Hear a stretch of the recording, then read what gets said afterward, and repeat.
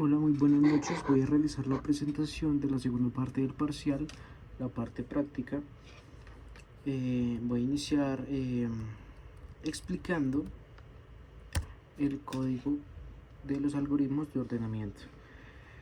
El primer método o digamos primer algoritmo que se nos pide es el de el bubble sort o el ordenamiento burbuja. Él lo que hace es comparar los elementos adyacentes e intercambia si están en un orden incorrecto. Recorre el arreglo varias veces.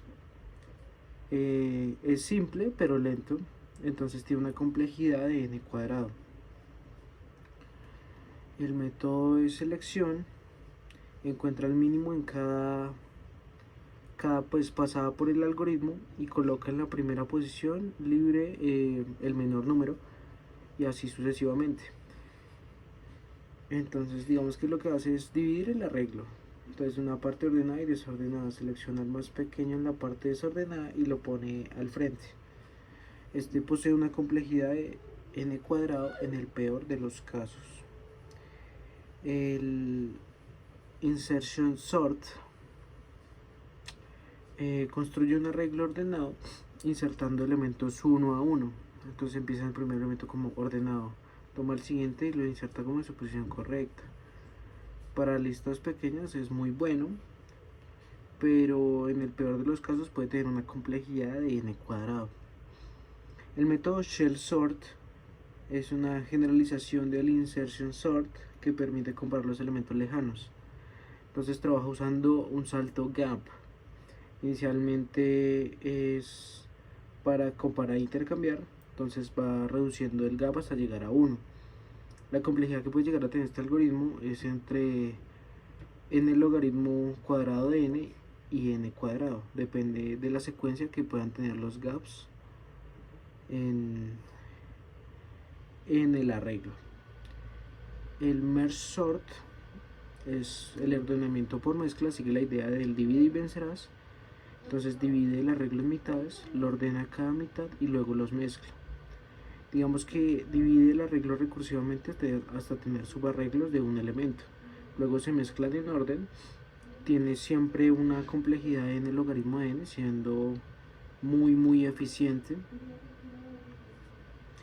El método quicksort o ordenamiento rápido también sigue la idea de dividir y vencerás, pero usando un pivote. Entonces lo que hace con ese pivote es poder colocar los elementos menores a la izquierda y mayores a la derecha, ordena recursivamente en las particiones y digamos que es el más usado en la práctica porque es muy rápido. Puede tener una complejidad en el logaritmo de n o en el peor de los casos puede tener n cuadrado, pero no se ve tanto. Estas son funciones auxiliares que tiene mi código para poder crear un arreglo. Digamos que lo que va a hacer el arreglo va a ser pedirnos a nosotros el usuario el tamaño del arreglo. Vamos a dar un tamaño pequeño, tal vez de 80 para hacer una primera comparación. Y digamos que no se ve mucho la comparación, pero digamos se ve más o menos cómo se mide el tiempo entre cada uno. Podemos ver que el más eficiente es el quicksort, el ordenamiento rápido, que es el más usado, pero probando con un caso más grande, tal vez unos 1000, ok, unos 1000 casos, podernos dar cuenta de diferencia, digámoslo así. Entonces sabemos que el shell tuvo este tiempo. Insertion sort, selection sort,